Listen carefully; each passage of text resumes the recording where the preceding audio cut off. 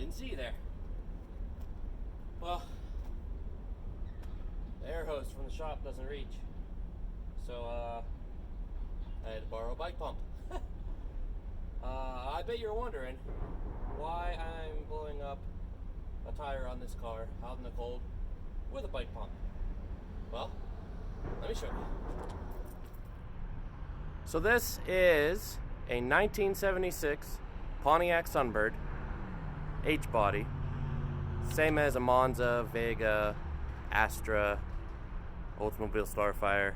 There's a whole bunch of them. So this is the Sunbird Project.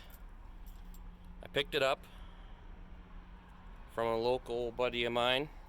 I split the initial cost with my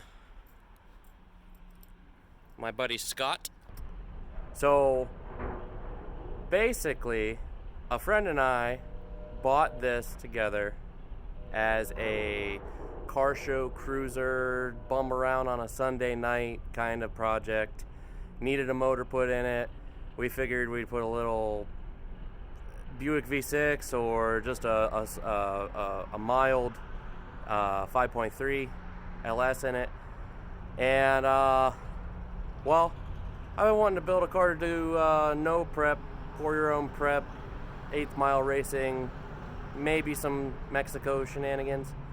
So he doesn't know that I'm going to put a 6-liter and twin turbos in this thing, and we're going to try to get it into the 7 seconds in the quarter range. Hey, listen up, everybody. Scotty doesn't know, so don't tell Scotty. The idea is we'll come in here, we're going to cut all of this upper structure away, and we'll have just frame horns, suspension attachment points, and motor mounts. We've got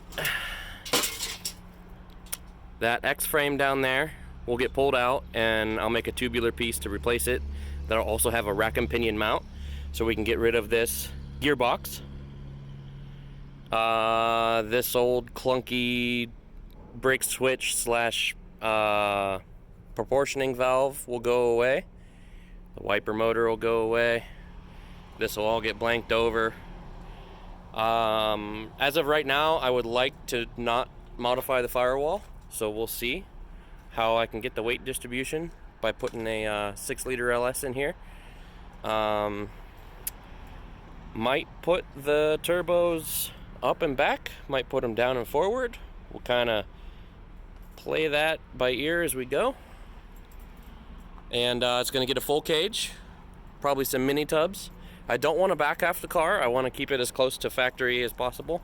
So probably just some custom ladder bars. One of the things that you really need when you're welding in a cage, especially on these smaller, lighter cars, and unibodies in particular, is you need them to be straight and level. So this empty spot, it's where my chassis table has sat outside for a couple years, also collecting rust and patina due to no fault but my own negligence. So I've been taking video of that. Okay, this is the product we want to use. So what we do is just use a regular paintbrush. Just get it on here real thorough. Make sure you don't have any loose rust or dirt. Okay, day 2, and I am out here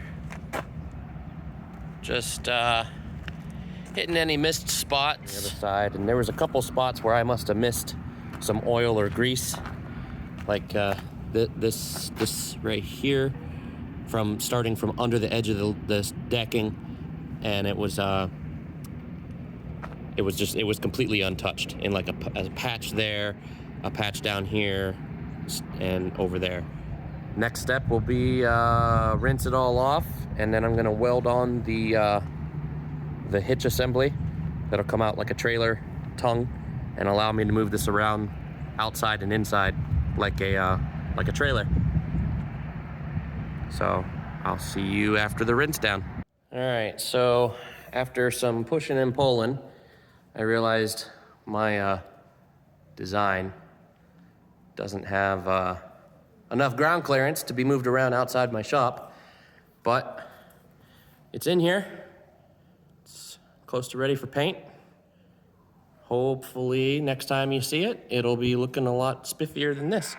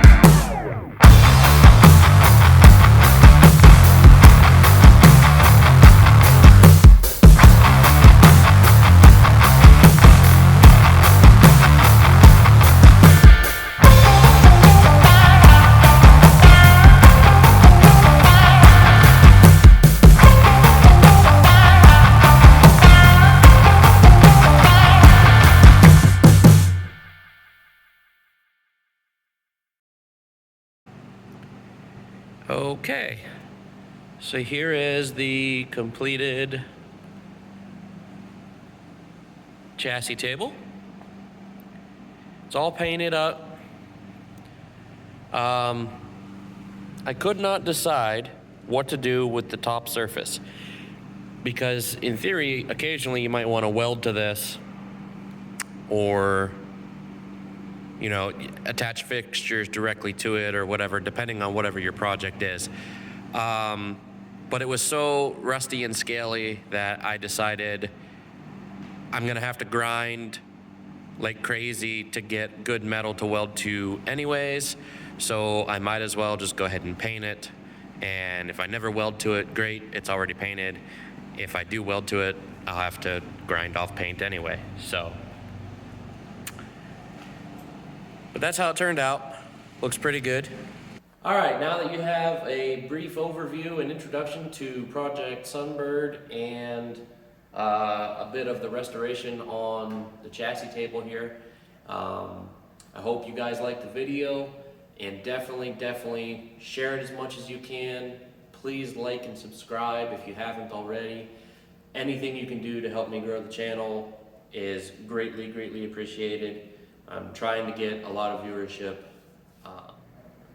So guys, please like, share the video, subscribe if you haven't already. The more viewership we get, the better we'll be. We're trying to grow quickly. We're on a race to reach 1,000 subscribers. We'll see if we can do that. I'd love to be able to do that in 3 months. We'll see. Let me know in the comments below what you'd like to see more of. This video didn't have a whole lot of pizzazz to it. It was more of an introduction to one of our upcoming projects, of course, and kind of going over the highlights of restoring a big old piece of equipment like this. I'll be covering lots more stuff in the future, and so I need to know from you guys what you want to see more of. Do you want to see more hands-on nitty-gritty stuff? Do you want to see more interviews? You know, you name it. You let me know what you want to see, and we'll try to make it happen.